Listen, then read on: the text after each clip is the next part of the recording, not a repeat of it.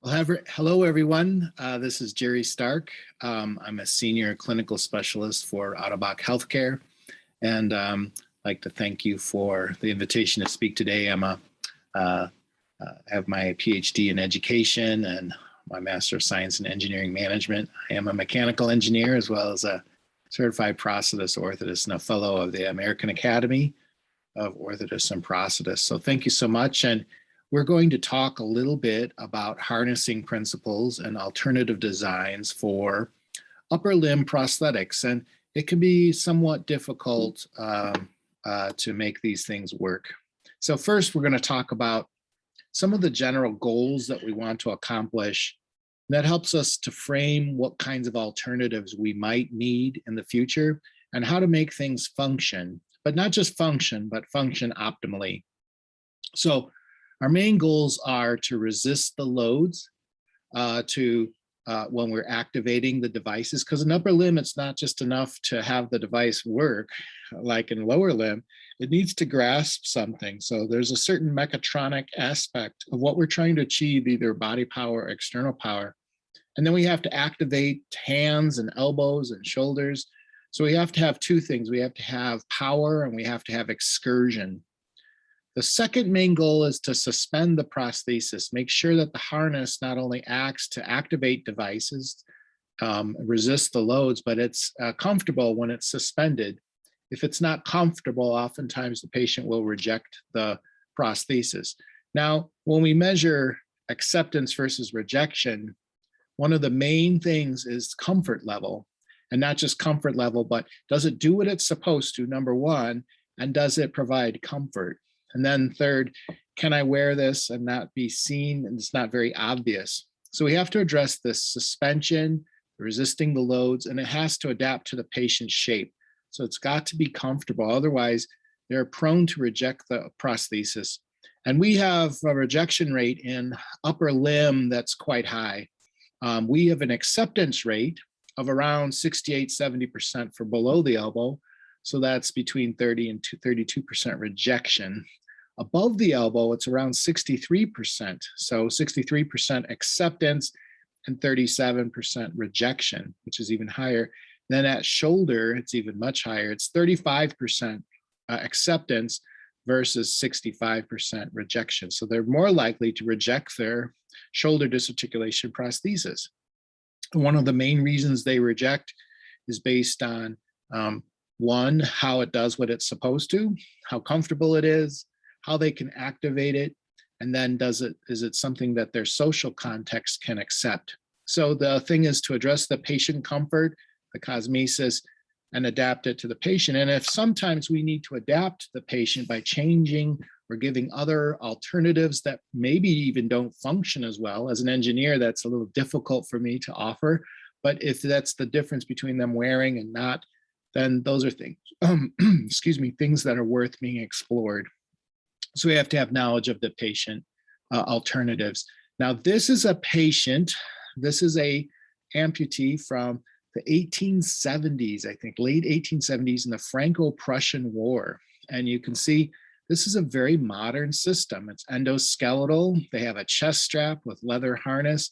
They even have corrugations and a leather socket, and then functional terminal device at the end. Bob Rodosi would be very excited to see this. So this is a very functional device, a very modern device in 1878, but you can see that it adapts to the patient well. It seems to fit that need for symmetry very well. And this is another type of harness from, I think, the 1880s. And this particular harness was more of a vest. You see here, we have supracondylar cuff fitting, a shoulder disarticulation, but it straps to a vest where the cable was actually sewn into the fabric vest. And so the patient was able to lift the arm and to operate the hand. And in many of these older harnesses, the hands close progressively. So they would close in this fashion. The problem was if it encountered load at the little finger, though, the upper fingers couldn't close too. So this was a difficult situation. So when we talk about harnessing, there's two types of harnesses, obviously, for transradial forces, and then one for transhumeral. As we mentioned in other courses, The transradial forces are transverse rotation of pronation supination. With flexible hinges, we try to achieve at least 50% to 70% of the original pronation supination. Of course, the shorter the limb length, the less you can achieve. And we do this with flexible hinges that are attached down toward the cuff, not at the top. If they're attached at the cuff, you're going to restrict that. We also have axial loading pressures, and this is something really important for farmers because they're lifting heavy loads, sometimes 100 pounds or more, and they're trying to lift these loads like bales of hay or things like that, feed for the animals. So they need to load that same shoulder and not put all that loading on the axilla. So many of the alternatives explore alternatives to axilla pressure. And so typically transradial have the main issue of high cable load. So transradial evaluation, there are certain goals that we need to have. One is the efficiency of the cable system. The cable system should be 70% efficient in terms of what the load is at the hook divided by the load at the end of the activation cable, the cable activation point in the middle of the back. So we'll measure this, the opening at the hook, and then we'll move, go to the back where the hanger is and see what that load is, and we'll divide the hook by what's at the by the back, and then we find the efficiency. Now the guideline is 70% efficiency, but we do try to achieve more, and this is the way the cable is routed. Is it routed lower so that the patient can activate it well? Because if there's a kink in the cable, your efficiency goes down. The load, also the goal is for 50 pounds or 1/3 the body weight. And we say 1/3 body weight because if a patient's very small, you're not going to pull down with 50 pounds of force. With a self-suspension design, it's of course lower. Then we're going to look at socket and hinge comfort, make sure that the hinge in this position doesn't flip over to the side of the socket. And we want, as we mentioned, 10 degrees of normal flexion, range of motion, and 50% of normal pronation supination. So when we look at transradial harness, here we have the axilla strap, we have the control cable attachment strap, and when we have the anterior strap. The anterior strap is really important because what we want is the inverted Y to be about 1 inch or 25 millimeters inferior to the clavicle. We also want the cross point to be slightly toward the sound side. And the reason we want these two things is really to help them get the prosthesis on. If it's too far over to the other side or the Y strap is much lower, the problem is the patient will have trouble getting the prosthesis on. So that's one of our main goals. The other thing is we want to keep this control attachment strap as far inferior as we can. So sometimes that's some reason that we need to have some sort of alternatives. So typically we find C7 is fairly prominent in the back, and we want the cross point to be toward the sound side. And so that's why, because there's so much axilla pressure, this type of prosthesis, that's why we want to have this softened with some sort of silicone or leather or even a soft plastic that you use for transfemoral socket fitting. The bilateral figure of 8 is probably more toward the center of the cross point at C7. We want this below the neck. Now the anterior suspension straps do provide that main sort of suspension. And then we see the axilla strap has been replaced with a control attachment strap for the other side. Now the difficulty is in simultaneous movement. The patient has to maintain or take up the excursion to operate one versus the others. But if their harness is tight enough, they can operate the both simultaneously. However, this can be a little bit more difficult. One thing that we do sometimes use with these types of patients is make an elastic cross back strap. Now this is sewn between the control attachment straps inferiorly, so to keep everything down low or distal inferior. Now, one of the types of maybe alternatives is the transradial figure of 9. And this is a harness where the patient has self-suspension or something. So they're not worried about the harness providing suspension, but only cable activation of the terminal device. And so this type of device, this type of harness makes a figure of 9 and wraps around the axilla and is sewn in the lower 1/3 of the scapula. And there's also a longer posterior strap that holds that positioning for the cable attachment more proximally. So this is for just cable activation. Now in the German style of fitting, it's in the upper third of the scapula and does provide a moderate amount of axial suspension where it wraps around the base of the deltoid. So one of the options, as we mentioned, these patients often lift quite a bit and they get a lot of pressure in the axilla. So if we can transfer some of that to the involved side, this is a transradial chest strap with shoulder saddle. And you'll notice this uses an inverted Y strap with a cable that goes back and forth. So as the patient flexes and extends, this cable system allows it to rotate around the shoulder. If you don't do that, what happens is the leather saddle wants to move back and forth and it gets cut into the neck. So the patient will say, can you trim it a little bit lower? Then it gets me in the back of the neck and then back and forth. And then pretty soon your saddle is just very thin. So that's the reason that this was called a Michigan roller harness, because it allows it to roll back and forth. Now what this does is allows the patient to load the shoulder so they can pick up more things axially. The downside is there is a cost in terms of excursion, because the control attachment strap is attached to the cross back strap. And so that has a tendency to migrate. But this type of harness is often used for farmers or people who are working, carpenters and people who are working with heavy loads. Now, there is variations that you can blend the two. So this is a figure of 8 with a chest strap. Now, this gentleman came in to visit me some years ago, and he had axilla pressure, but he had brachial plexus injury of his sound side.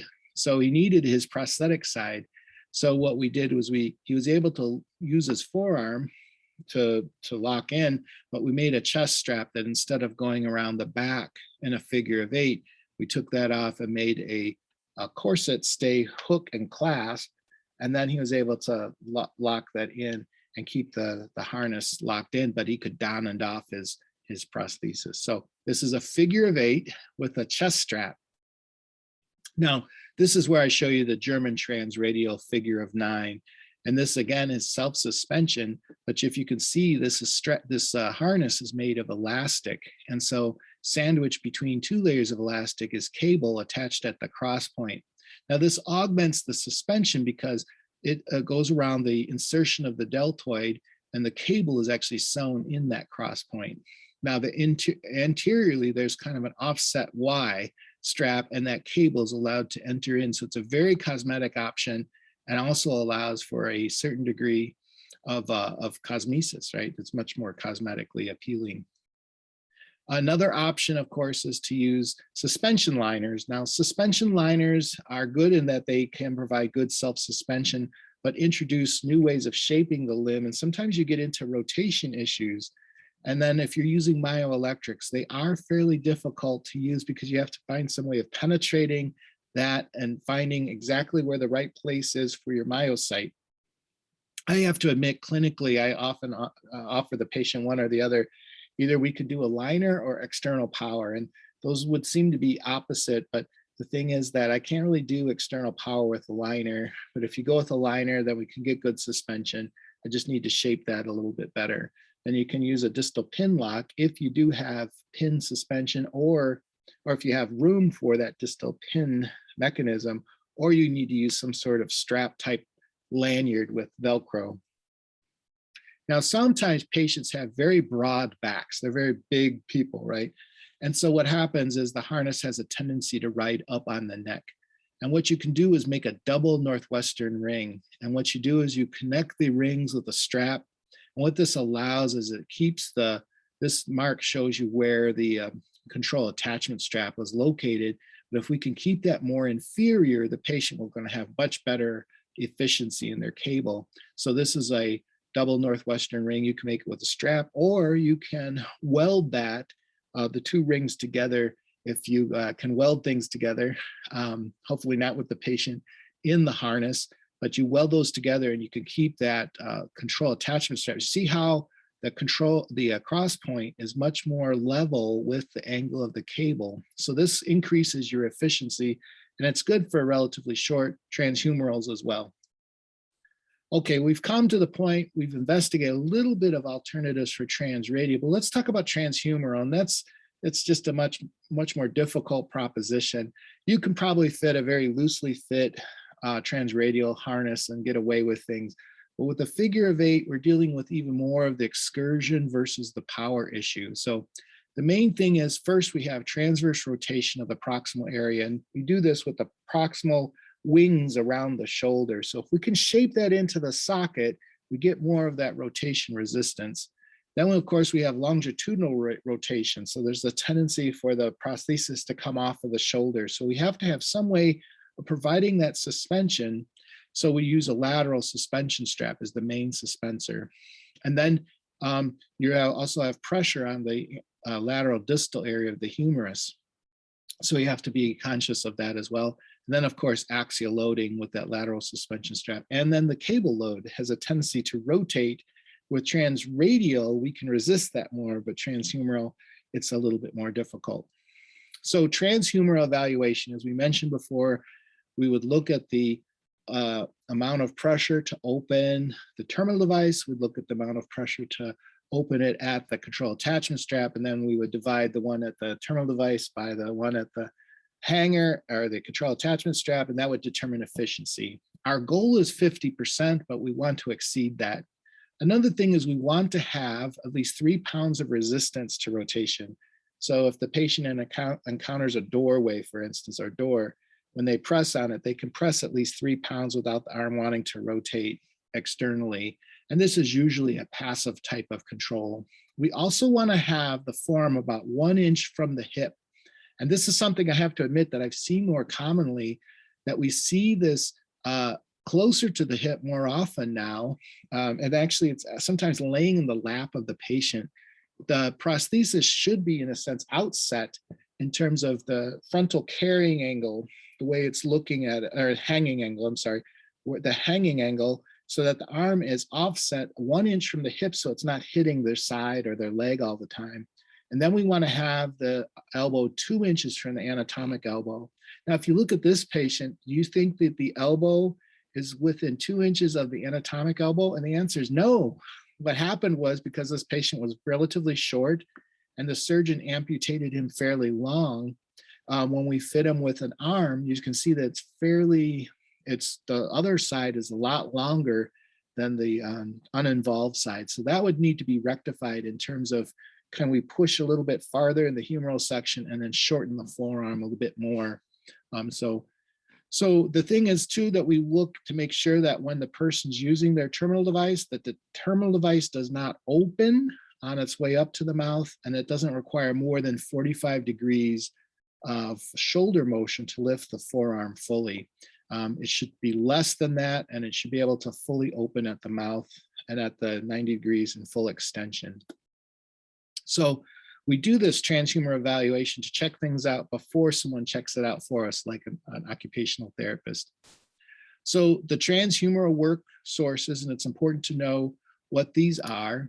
We have glenohumeral flexion, which is probably a main work source because of the load that it can tolerate. Glenohumeral abduction for activities at the midline. And we say activities at the midline because it's really about activities of daily living. Can they don their clothes well? Can they operate their zipper? Can they go to the bathroom? These are, and feed themselves. And this is activities of daily living. And then there's biscapular abduction, actually, which is, I misspoke. Biscapular abduction is the one that we use the work sources at the midline. Glenohumeral abduction is simply moving into this position. It's only of assistive use because it's very obvious. Then we have chest expansion or shoulder elevation and shoulder depression. And these were actually measured by Thomas Bertels, by Autobach in 2001 in terms of the loads. And let's talk about them. I have to admit, this is something I did back in the 90s when making virtual patients was somewhat novel. And so we can look at these. I animated these in 1990, I think 1997.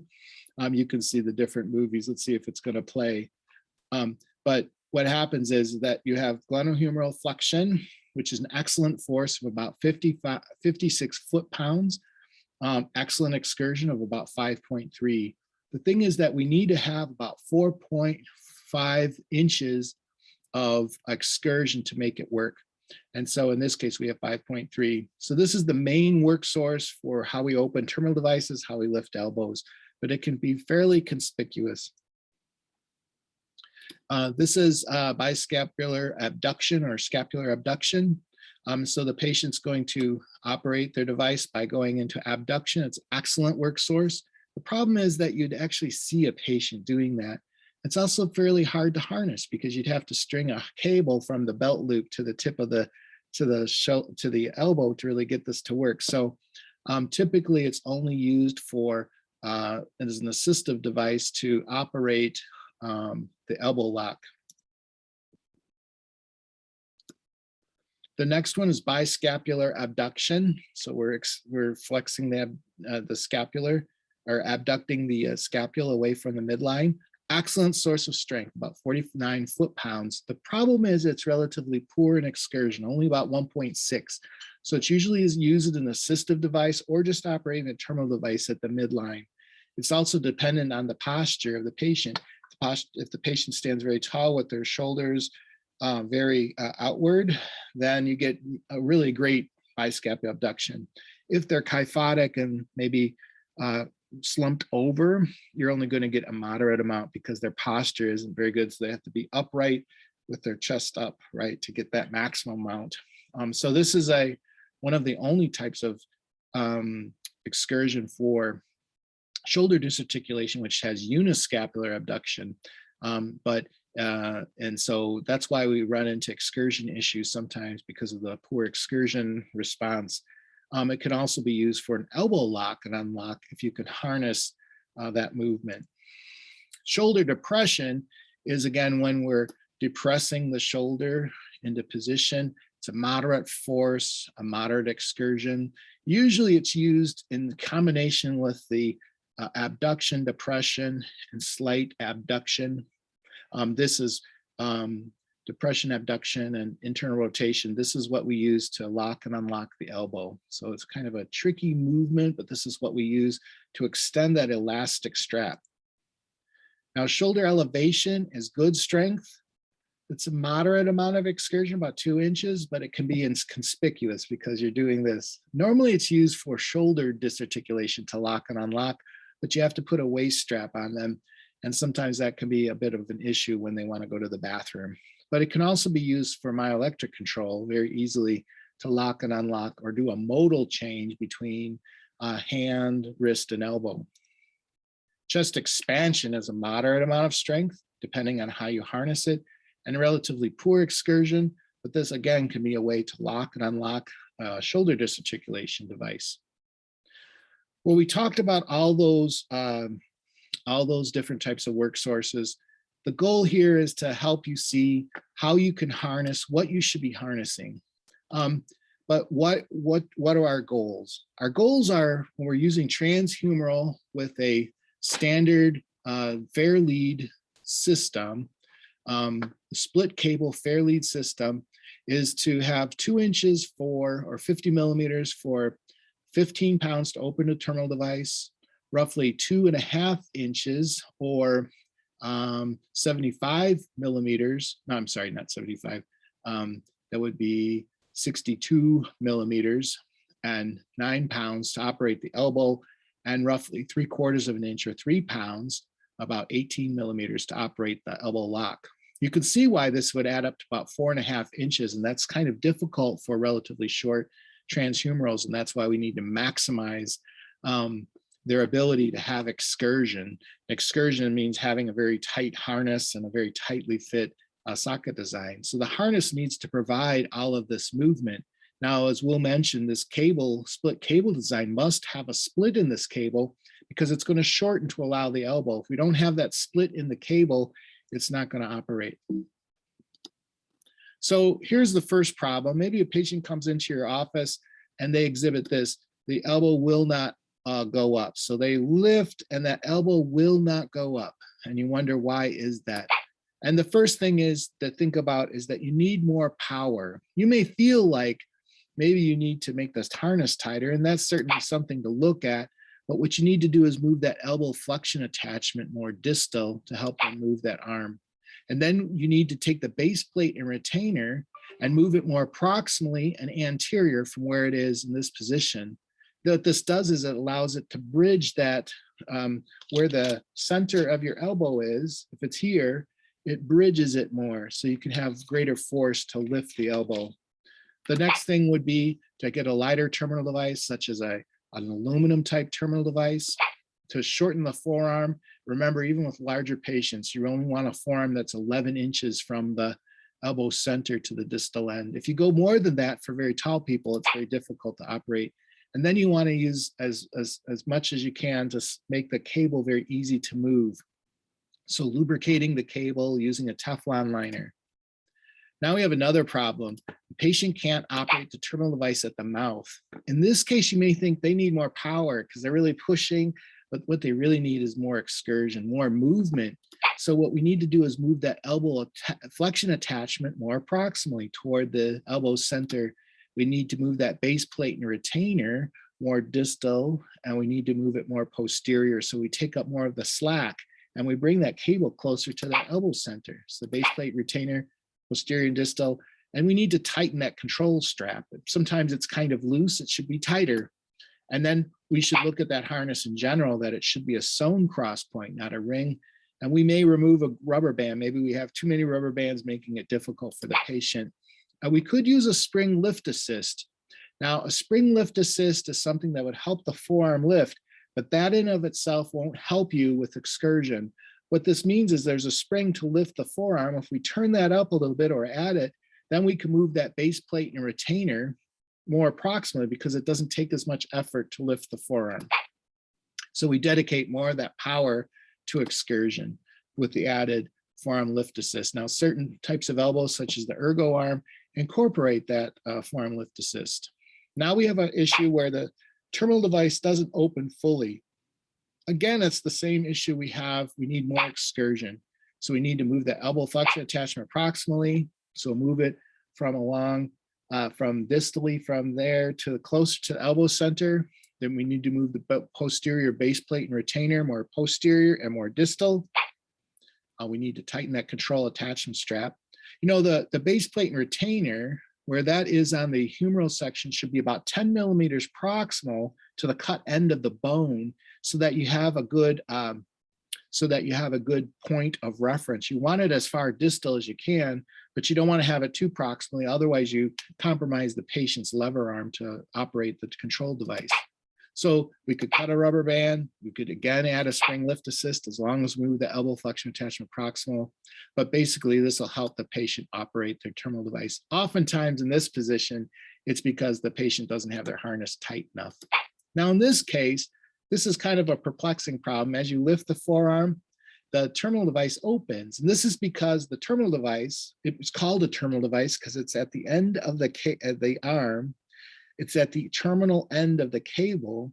And so you need more power to open the terminal device. What's happening is because it's requiring so much load to lift the forearm, it causes the terminal device to open because it's more than what the grip rubber bands are contributing.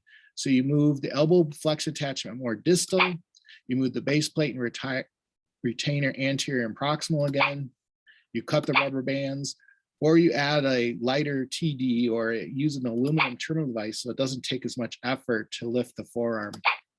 And then lubricate the cable or use a Teflon liner. So when we look at different types of ways to harness the patient alternatives, this is a typical transhumeral figure of 8 harness.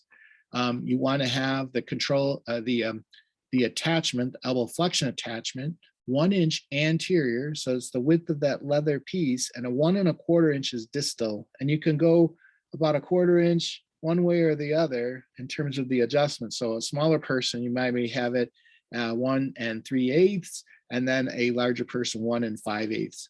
But you want to keep that very close to where that elbow center is. And then in the US anyway, we fit with a standard split cable fair lead. So it both opens the terminal device and lifts the forearm. What we do is typically sew this in the middle, again, just to the sound side of C7. But in this case, the lateral suspensor is the main sort of suspension. In transradial, the anterior suspensor is, but because we make ours out of elastic for the control for the elbow lock, we have to add lateral suspensor to hold that on the arm. Often I see prosthetists, even specialists, try to get away from the lateral suspensor, and then the arm is basically falling off the limb. Now, there is a thing called a cross back strap. So if you can put this strap in the middle, it'll keep that cable, again, very more inferior, lower on the back, so the cable harness doesn't drift upward. That can be elastic to help the patient get it on in the morning, or you can make a Z strap. So the control attachment strap goes through the hanger and then attaches at a 4-bar buckle below the axilla. Now, some variations, the bilateral figure of 8, basically, again, you're replacing the axilla strap with the control attachment strap for the other side. You still have a lateral suspensor between those two, but you can also add an over-the-shoulder strap if someone has a very broad back to help distribute some of the load. And again, we have an elastic cross back strap. Again, we mentioned the Northwestern ring can be used for transhumorals. In this case, this is a transhumeral patient. And then another nice thing is to add this Hessing pad. And the Hessing pad can also be used for transradials as well to distribute more of the load. When I first made these pads, I would make them out of leather, but for people who worked a lot, this would get rather, because leather is very porous, it would get very smelly. And so what we tried to do is make them out of plastic or silicon or even Spenco, which is that blue material that you use for insoles. But that's a little bit harder to rivet, and then you have to try to find some way of laundering it. So we mentioned a transhumeral. You've met this gentleman earlier. This is a transhumeral with shoulder saddle. Now, we mentioned a shoulder saddle for transradial. With transhumeral with external power, we're also not doing very much movement of the glenohumeral flexion. When you think about external power, you're not actually moving the arm very much, you're actually just flexing the muscles. So this shoulder saddle distributes the load, and we have an inverted D strap, goes through a D ring on the shoulder, and then you have the anterior and posterior straps. Now here you can see the transhumeral shoulder saddle, and I like to add an extra lateral strap. Now, I don't try to add straps without conferring with the patient, because oftentimes the harnessing is as close to orthotics as prosthetists can come, because most patients don't want a harness, but they really need to wear something to keep it from rotating. That's like asking for a backpack with no straps. You have to have something. We can minimize it, but in this case, we're trying to avoid the heavy weight. So you can see the shoulder saddle, or you can see the chest strap and the posterior strap, and then we have the control attachment strap. Now, the downside is you are going to sacrifice some excursion unless you can find a way to wrap up and over the shoulder, but we really want to try to avoid that. One other option is what we call a transhumeral strap saddle. Instead of a large piece of leather, it's just an over-the-shoulder strap. That's usually a 2-inch strap. And then you have your front and back straps. And then you have where you have an attachment to the anterior and posterior. Now, this can be used as another option for patients. The problem is that you just have a lot of straps. The nice thing is, though, this migrates more proximally. So if you need to use a strap or a saddle device for females, you can use this because it actually goes up about the sternal notch. So it almost makes a crisscross over the top of the shoulder. So this is a great option for you. So a simple transhumeral strap or harness can be used for patients. And in this case, we're not really worried about activating the cable, nor are we worried about activating the myoelectric system. So what we need to have is some way of supporting the weight of the arm and then providing resistance to rotation. So this is a simple transhumeral harness for external power. Here you can see the Spenco. We have one strap anterior for the chest, one strap posterior for the device, and then one that goes up and over the shoulder and attaches over the shoulder. So in this case, we're not worrying about activating a cable, but if we wanted to activate a cable, we would just put a strap in the middle of this proximal strap through the middle and then activate the cable in that fashion and then sew the cross points. Now, another option to really conform to the patient could be the introduction of an elastic type of strap. This could be a Tez belt or a shoulder subluxation brace. So what this does is it actually we sew this into place, and then we just kind of anchor the different straps to operate the cable to make sure that the patient can use their arm. The difficulty is that you can have small openings or wrinkles at the neck, but if it lays nicely, it can actually conform nicely to the profile. Here you can see a shoulder subluxation brace, and one of the things I like to use is the Omo Nerexa from Autobach. This creates a really nice harness, and all you may need to do is reinforce that proximal lateral suspensor to make that work better. Another option, I have to say, I don't use this one, but this is one that could be an option for you if the patient has a lot of axilla paralysis, because sometimes if the strap is really pushing into the axilla, you can get some issues in terms of the, actually causes tingling of the uninvolved side's fingers, This is like a laminated collar or made of plastic. You just attach this to the shoulder, and then you have this proximal superior strap and this back strap that goes across the back to operate the cable. And this is great in terms of, they call this the horse's yoke or butterfly harness. And I think Tom Andrew had kind of invented this. Another option for you, if a chest strap is difficult and you want to have it on the back, but have a little bit more of adjustability, is the German transhumeral harness, and this is referred to as triple control. So you have a medial elbow lift, you have a lateral terminal device operation, and then you have an over-the-shoulder elbow lock. And this is kind of nice alternative because what the patient does is hold their neck firmly and roll their shoulders forward, and this locks and unlocks the elbow. So this is really a nice alternative if they have trouble doing the biscapular or scapular or glenohumeral depression, extension, and abduction to try to operate their terminal device or operate their elbow lock. The German hybrid harness is somewhat similar in that you have a strap combining the elbow lock strap and the control cable strap. The difficulty is here, you lose a lot of excursion, and also the attachment point for this hybrid type of harness. You have to actually find this right at the transition of where the elbow goes into the forearm goes into the front edge of the elbow, and it's about 2.5 inches anterior. So you use up quite a bit of excursion to lift the elbow. But again, this is for hybrid designs where you have an electric hand and a body powered elbow.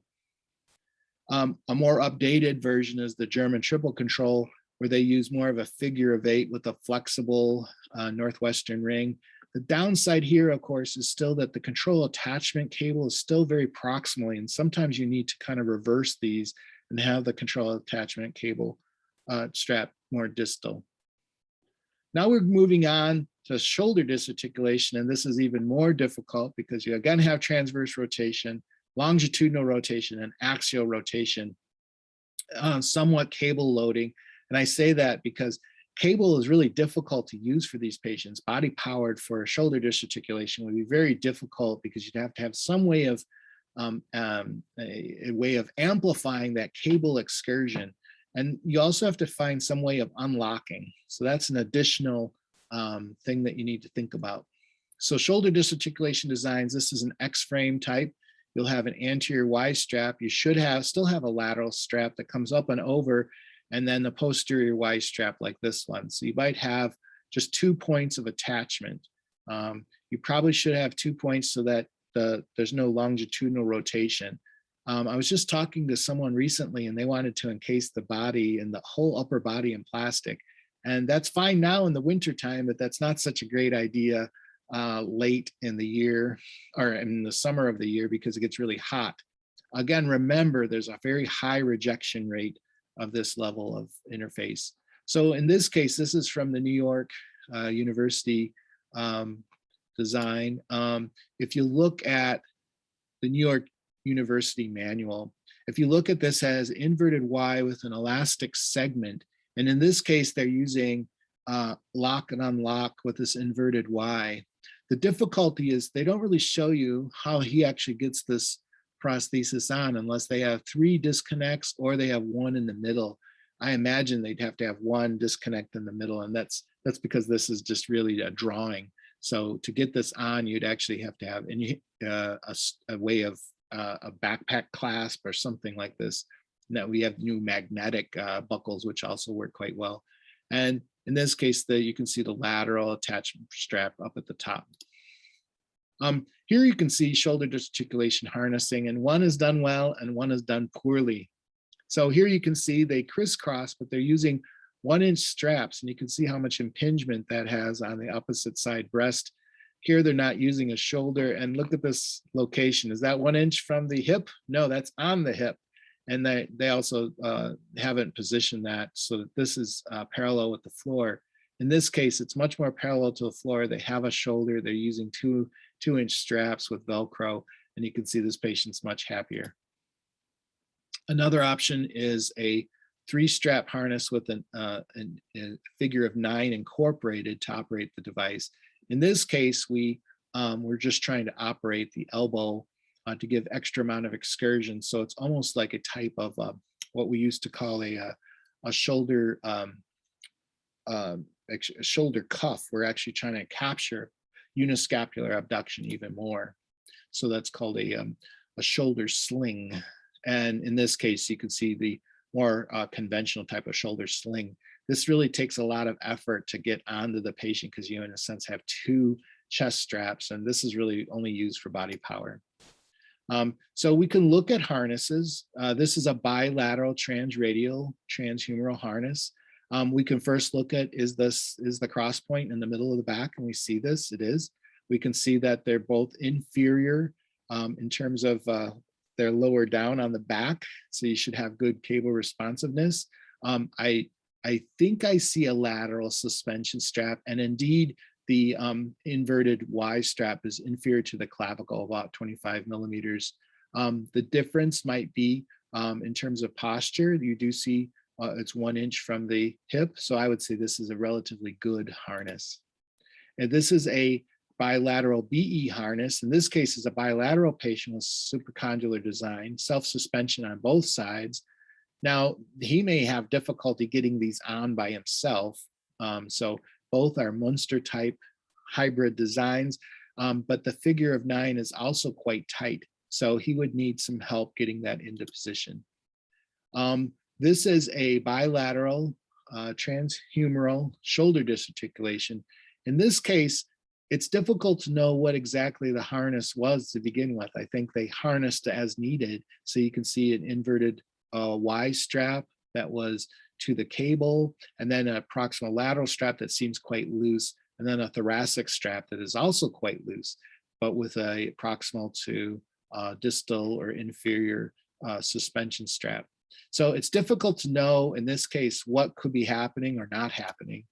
In this case, we see much more symmetry. This is Jack Ulendahl, one of my mentors, and what you can see is the figure of 8, but then you see this bilateral Z strap to operate the cables and a cross back strap to keep the resistance to pressure. And this patient, you'll notice, has 2 different types of terminal devices, a 555 and then a 5XA.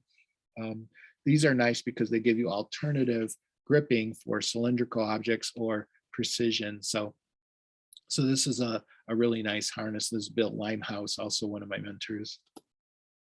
Now this is a bilateral transradial harness. Again, C7 is in the right position. The cable looks pretty good, although I'd like to see a little bit more inferior. The Y straps are a little bit more distal. I'd like to see a little more space for him to actually get these on. But you do see that the flexible hinges are more distal, although they are attached. So this is going to restrict pronation supination. And for a bilateral patient, that's important to have. And then this is Joe Ivko, who is a very innovative person, bilateral transhumeral patient, created his own system of triple control. You can see as a medially operated terminal device, but now that medial operated cable operates both elbow and the terminal device, and he uses a system of little pulleys to lock and unlock that rotation. He'd like to show how he could push me over fairly easily with his device, and you can see his mobility. He's a very short transhumeral. Yeah. Okay, so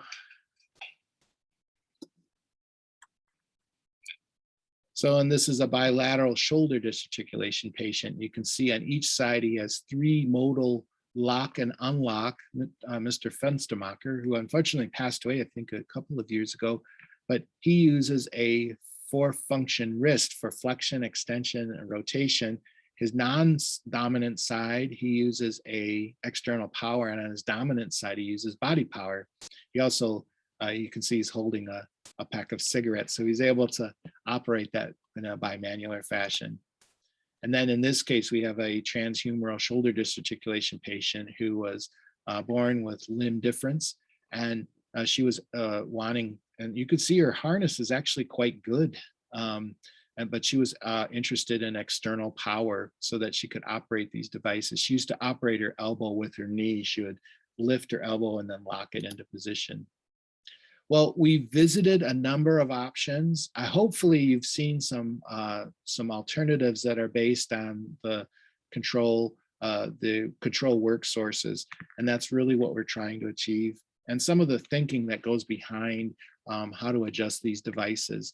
If you have any questions, please feel free to ask me. Of course, my reference is Thomas Bertels, the Ottobock Compendium, the New York University Manual, Northwestern Manual, Charlie Fryer, and Tom Karolewski.